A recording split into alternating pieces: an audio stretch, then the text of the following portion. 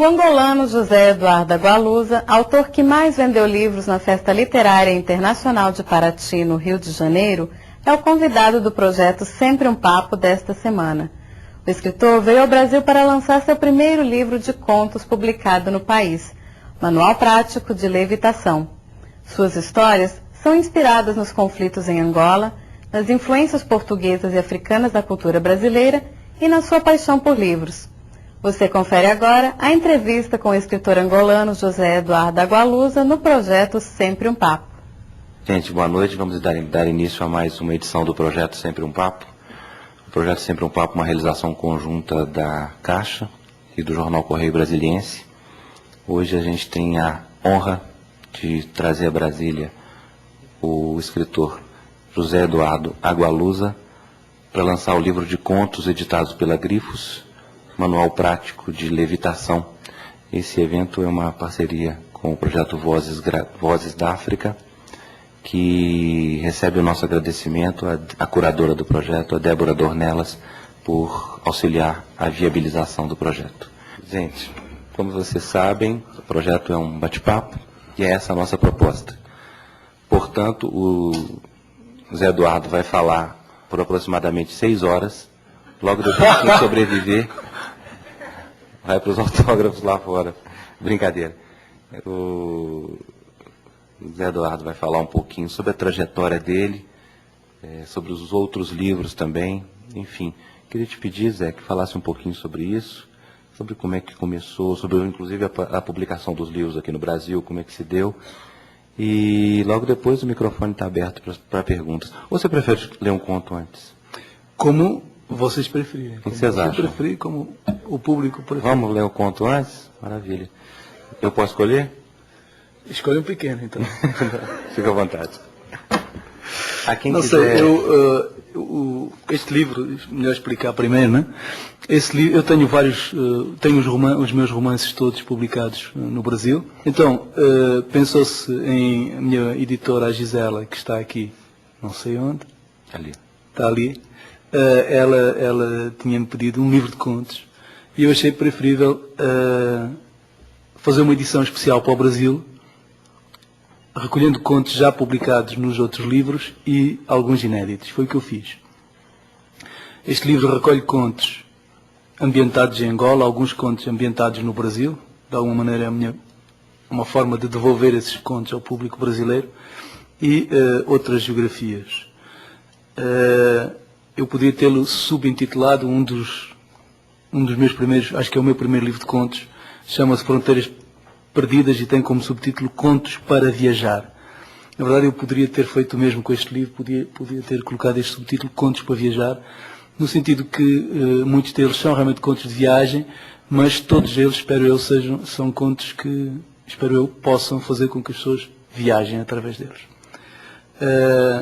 Então, o que eu perguntava é se vocês preferem um conto ambientado em Angola ou um conto ambientado no Brasil. Angola. Angola? Já ontem foi mesmo na universidade. Também Angola? Também escolheram Angola.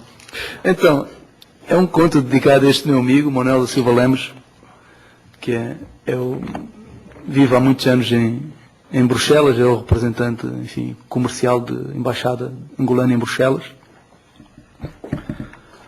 Então vou ler.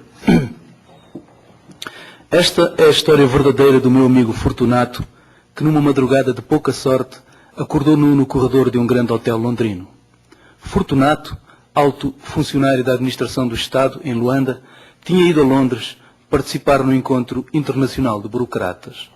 Técnico competente, homem de cultura e de bom gosto, incorruptível por natureza e educação, o meu amigo sofre amargamente com a situação do país e a imagem de Angola no exterior. Ele acredita, um pouco ingenuamente, que cabe a todos os técnicos honestos a missão de melhorar essa imagem. Nos países da Europa Ocidental é fácil a qualquer funcionário manter intacta a integridade moral. O difícil, na verdade, é ser corrupto. Exige no mínimo alguma coragem e imaginação. Num país essencialmente corrupto, acontece o inverso. Um funcionário incorruptível é olhado com suspeita e revolta por toda a gente. Com suspeita porque ninguém acredita na sua incorruptibilidade. Alguma coisa aquele deve estar a esconder. com revolta porque perturba a lucrativa atividade dos outros. Deste modo, ao burocrata incorruptível de um país corrupto, não basta a firmeza das convicções morais. Ele tem de ter o dobro da coragem de um funcionário venal europeu. E, ao contrário deste, não ganha nada com isso. Faço estas observações para melhor esclarecer a personalidade do meu amigo. Fortunato partiu para Londres, decidido a mostrar ao mundo a competência, o rigor e a honestidade dos quadros angolanos. Logo na primeira noite recusou o convite de um grupo de colegas portugueses que insistiam em o levar a um espetáculo de travestis, com gajos tão femininos que ao pé deles as mulheres parecem imitações, diziam os portugueses. E ficou no quarto a estudar os dossiês. Deitou-se cedo, inteiramente nu, e adormeceu. À meia da noite levantou-se para urinar.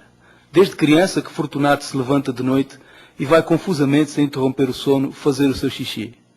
Naquela noite ele fez xixi sem problemas, mas ao regressar confundiu a porta do quarto com a da casa de banho, saiu para o corredor, sempre sonambulando, tropeçou num largo sofá, meio afundado na penumbra, e estendeu-se nele. Acordou de madrugada, trêmulo de frio, sem saber onde estava. Quando finalmente compreendeu o que lhe tinha acontecido, levantou-se num salto, lançou-se em direção à porta do quarto e encontrou-a fechada. Pensei em suicidar, mas não tinha como. Ali estava eu às 6 da manhã, um preto nu no corredor de um dos melhores hotéis de Londres. Afastada a hipótese de suicídio, Fortunato lembrou-se da avó.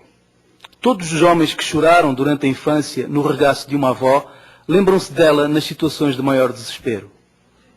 A avó de Fortunato nasceu em Calamboloca e viu pela primeira vez a luz elétrica, já adulta, quando o marido a levou para Luanda. Ao contrário do que seria de esperar, não ficou encantada.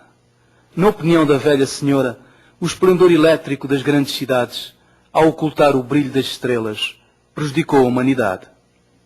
Ela acha que, tendo deixado de ver as estrelas, tendo deixado de se confrontar todas as noites com o ilimitado, o infinito, a fantástica imensidão do universo, os homens perderam a humildade e, com a humildade, perderam a razão. O desvario do mundo está, na opinião dela, diretamente ligado ao êxodo rural e à multiplicação vertiginosa das grandes cidades. Fortunato, nu, encostado à porta do quarto, teve algum tempo para meditar na filosofia da avó. Achou que aquilo fazia sentido. Compreendi de repente a tremenda desimportância da minha nudez.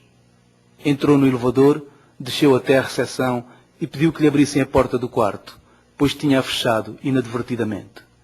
O recepcionista, um irlandês muito ruivo, muito irlandês, olhou para ele e o que viu foi um homem íntegro. Estava nu? O recepcionista não saberia dizer.